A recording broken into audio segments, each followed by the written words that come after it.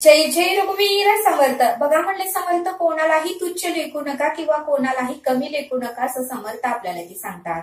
बघा समर्थ म्हणतात की आपल्याला प्रत्येकाचा सन्मान करता आलं पाहिजे. आपण बघा म्हणले समर्थ समोरच्या व्यक्तीचा पान उतारा करतो किंवा त्याचा अपमान करतो, त्याला नेहमी आपण कमी लेखतो. पण समर्थ म्हणतात की तसं करू नका. समर्थ म्हणतात की तसं करू नका, प्रत्येकाचा आपल्याला सन्मान करता आलं पाहिजे. प्रत्येकामध्ये कोणता ना तरी कोणता गुण देऊनच परब्रह्माने ईश्वराने या सृष्टीवर त्याला पाठवलेला आहे. पण आपल्याला एवढा अहंकार आलेला असतो की आपण फक्त स्वतःला शहाणं समजतो. माझ्यासारखा हुशार मीच आहे, मला सर्व काही येतं, मीच मोठा होऊ शकतो आणि माझ्यासारखं काम इतर लोकांना जमणारच नाही असा आपल्याला अहंकार येतो. पण समर्थ म्हणतात की समोरच्या व्यक्तीला कधीही कमी लेखू नका किंवा तुच्छ लेखू नका.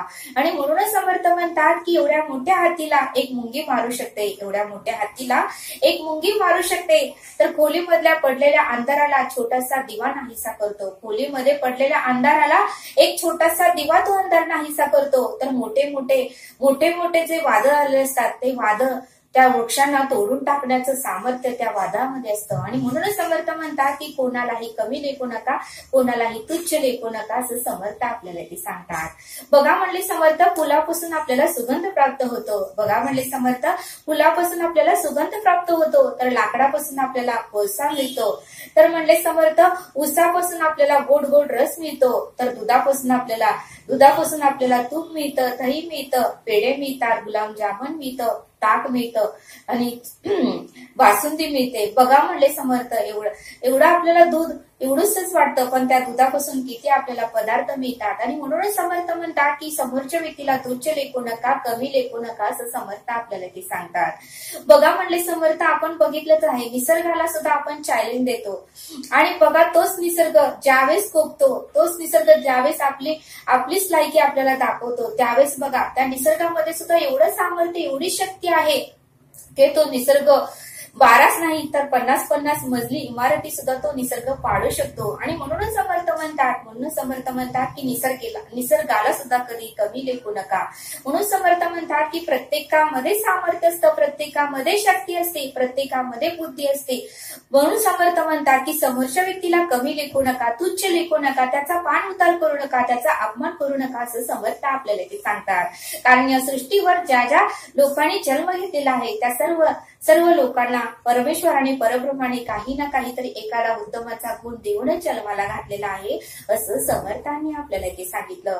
म्हणून समर्थ म्हणतात की कधीही कोणाला तुच्छ लेखू नका, सर्वांचा सन्मान करण्याचा आपण प्रयत्न केला पाहिजे असं समर्थ आपल्याला ते सांगतात. बघा समर्थ म्हणतात की आपल्याला राहण्यासाठी 4 भिंतीची आवश्यकता असते. बघा म्हणले समर्थ आपल्याला राहण्यासाठी 4 भिंतीची आवश्यकता असते. तसं आपल्याला आपल्या देहाचं सार्थक होण्यासाठी, आपल्या देहाची पुण्याई वाढवण्यासाठी सुद्धा आपल्याला 4 भिंतीची आवश्यकता असते. तर त्या 4 भिंती कोणत्या?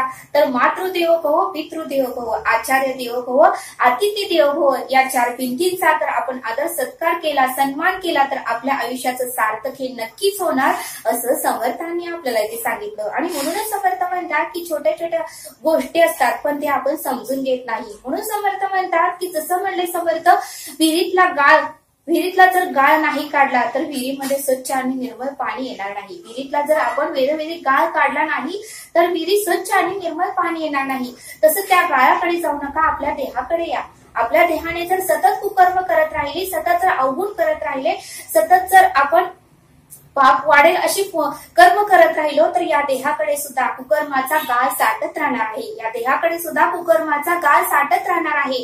आणि तो कुकर्माचा गाळ निघावा असं वाटत असेल तर आपल्याला सतत काही ना काहीतरी उत्तमाचं ऐकलं पाहिजे, श्रवण केलं पाहिजे, उत्तमाचं निरूपण आपण ऐकलं पाहिजे. बघा म्हणले समर्थ 10 दिवसापूर्वी आपण कोणती भाजी खाल्ली हे आपल्या लक्षात राहत नाही. बघा म्हणले समर्थ 10 दिवसापूर्वी आपण कोणती भाजी खाल्ली हे आपल्या लक्षात राहत नाही. तसं समर्थ म्हणतात की एखादं श्रवण आपण जर ऐकलं आणि महिन्यानंतर जर आपल्याला कोणी विचारलं की तू श्रवण ऐकलं होतं, काय ऐकलं ते सांग, तर आपल्याला सांगता येईल का? म्हणून समर्थ म्हणतात की नेहमी श्रवण करा, केल्याचे करावे, परत परत करावे असं समर्थ आपल्याला ते सांगतात. कारण काल आपण कोणती कर्म केली हे आज आपल्या लक्षात राहत नाही.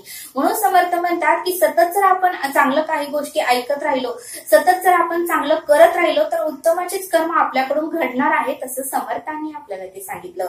म्हणून समर्थ म्हणतात की रजोगुण आणि तमोगुण तर केव्हा वाढतात, ज्यावेळेस आपण मांसाहार करतो, ज्यावेळेस आपण दारू पितो, त्यावेळेस बघा म्हणले समर्थ आपल्यामधले रजोगुण आपल्यामधले तमोगुण वाढणार आहेत. जर आपण दुधाचा, दह्याचा, तुपाचा जास्त वापर केला तर आपल्यामध्ये सत्वगुण येणार आहेत, आपल्यामध्ये उत्तमाचे विचार येणार आहेत.